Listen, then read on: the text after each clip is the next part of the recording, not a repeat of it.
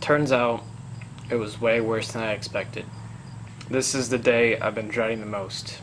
I'll explain everything.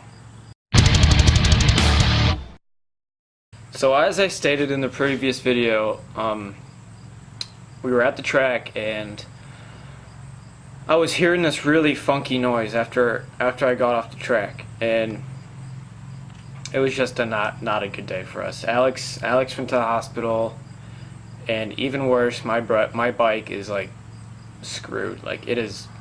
I'm pretty sure it's done for the season, but I want to stay positive about it. I really hope it's not that, because I really want to ride more this season. Go to that track that day was a day of testing how I was doing, like how prepared I was for the season. But I guess it's just a bad sign, but I really don't want it to be that. I'll show you what happened. So in one of my last videos, I actually changed the front sprocket, and as you can see, I didn't do a very good job of checking thoroughly of how it was doing. You can see all like the oil, or you can't really tell, but there was just oil dripping everywhere when I got off the track. And I think for the most part it was all my fault. Before Alex got to my house, I was doing the bike prep for the track. I cleaned my air filter, I was checking my chain tension, but as soon as I got to the track and after we did like a lap or two, I pulled off the track, see how everything was, but my chain tension was just, you could not move the chain, and I think that was one of the reasons why. It broke the seal, and I'm pretty sure the bearing is shot too. It's gonna suck. It destroyed the case. I'm gonna have to split the cases, put on a new one, but it will be an experience. I have yet to split cases. I haven't even touched really a transmission on a bike, so I think it'll be good for me, but at the same time it is just really bad because I won't have the time on the bike as I want to. But it's the sport. It is what it is. Alex broke his leg, really pushing his limits, pushing himself to riding, but actually, I really hate saying that, but I did bite the bone pretty bad as Alex did, because now I'm down a bike. I can't. It's not rideable. I mean, that counter shaft is just it is not good to run at the condition that it's in. So, what that means, I'm gonna start tearing her down, getting all the fluids out of her, getting the coolant, the oil, whatever gas is in the carburetor, and start ripping her apart. I do not want to do this, but it has to be done. I'll give you a better look what happened. So I took off the sprocket, took off the bolt, and this was actually stuck in it. This, I believe, is for the, no, this is the seal itself. But in there, you can see right there, that's a ball for the bearing. And I mean, there's just a bunch of play in it. Like, it is not rideable, as I said before. Yeah, that ball, it's shot. It ruined the case right here. I mean, this thing's not rideable. From what it feels like, it doesn't feel that the transmission's all that bad. It's just the case and the bearing. I mean, it's not good. So I don't think, I'm gonna have to take a look at the transmission once I get it all off, but I just hope it's not as bad as it should. But like I said before, it'll be an experience. So I think for right now, I'm just gonna leave it tonight and start working on it tomorrow, because I'm gonna look at prices for the ignition side of an engine and watch a bunch of videos and just really get prepped for it. So I'll see you guys tomorrow when we start taking this thing apart. Alright, I'm back. It's the next day, and now we're gonna start tearing the bike apart. But before I do anything, kinda have to straighten this place out before I do really any digging. Gotta make some room on the workbench. Just, get everything tidy before I start working. so I have a nice organized workspace. There's a pretty crazy storm going over my house right now. Ooh-wee. Then some other things I grabbed are some cardboard boxes, some bags. I have a Sharpie to mark all the bags, and a plastic jug. That's to put the coolant in, because if the coolant is clean enough you can actually reuse it. And I'm just gonna dump all the oil back into wherever into a 5-gallon bucket I keep it in. Alright, I got it all cleaned up. And I already started to bag some of the stuff I took off, like the shifter, the sprocket cover, the sprocket itself, and I also lined up some of the tools that you're going to need. A simple T-handle, a 10 and a 12, a big crescent, then I'm also going to pull out some other different T-handles, then I'll have a socket set right there. And the first thing I'm going to do is take this off the stand and put it on the triangle so I can start taking all the fluids out. I'm going to remove the chain, and yep, that's going to get it started.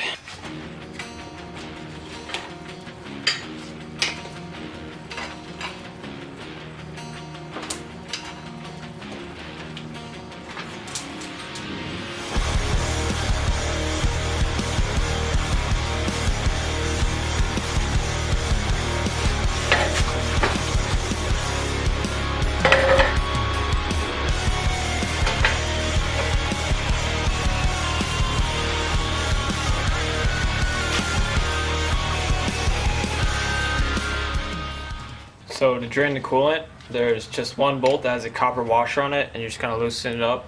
And make sure you have the top cap open for the radiator so airflow can get through and it'll flow out quicker. And just have, you know, your plastic jug ready to collect all the coolant.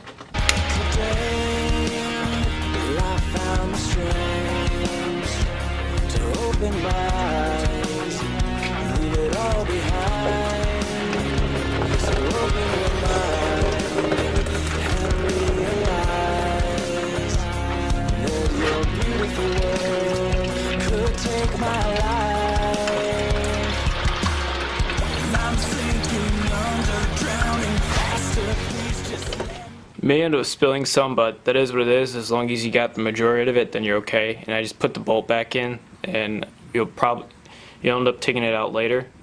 But now you have to start taking off radiator hoses.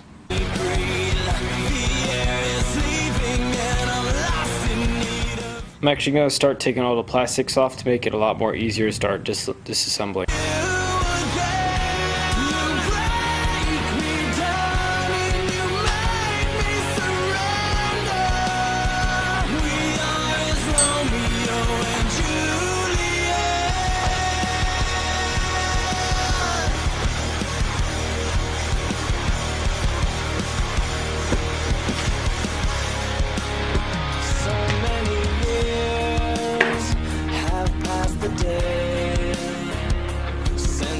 Fell in love and promised we'd never separate, but it seems the time has come that you run my life with no hope to fight and no time to hide. And I'm sinking under, drowning faster, please just let me breathe. The air is leaving and I'm lost in need of you again.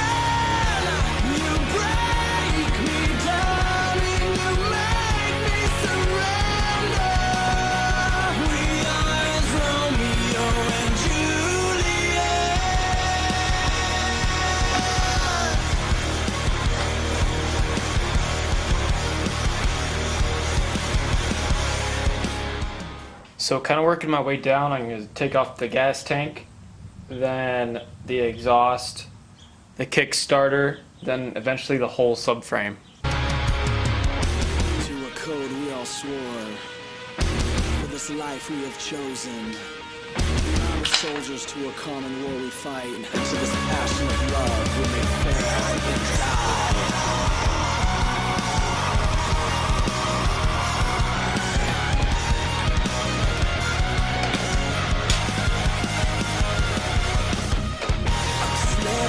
Further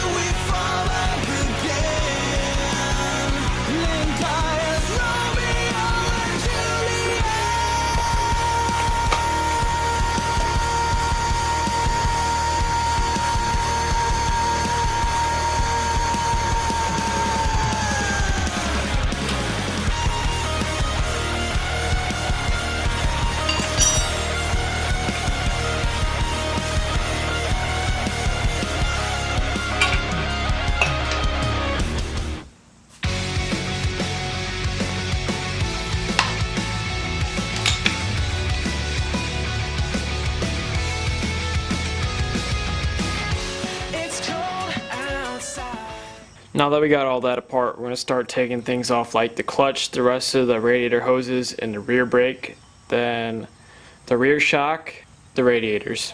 We also got to get the carb out too. And I'm not worried for tonight. I shut my eyes and I'm alright. And if I fall, you'll catch me. They are waiting now for me to stand and make them frown. I know I'll make it through somehow when I have you to guide me. And I see I have an answer written. I have the silence in the wall. Just a figure in the dark. Is this become a falling star? If I fall, you'll catch me. Push me back up on my feet. Be the strength inside of me. A burning fire that you feed. I want you to know it wasn't clear to me before. The gravity of what you are. Alright, that's going to be it for part 1 of this bike rebuild. I'll start digging into the engine tomorrow. Here's what it looks like so far. It's just down to the guts, really. Yeah, everything is just stripped from the gas tank, you know, all the plastics, the carb, the shock. I got where is it? I got the clutch cable right here, then the hot start, and I got the spark plug out, or the coil pack. And again, here's the situation that we're dealing with. Man, this is gonna be, like I said before, it's gonna be different, but oh well, it seems going pretty quick. I think tomorrow will be a good progress day. You know, starting off with the top end. Then once we get at that off, we'll have room to actually pull the engine out. Then splitter and get it all gutted. I hope you guys are liking this series so far. I've definitely, as much as I hate taking this bike apart, I still enjoy it. I mean, it's what I like to do. I like working on cars. I like working on bikes. It's actually what I'm going to school for, so it's really fun. If you enjoyed this video, please leave a like, comment any suggestions, or any comments in general, and subscribe to see more videos. I'll see you guys later. Right on.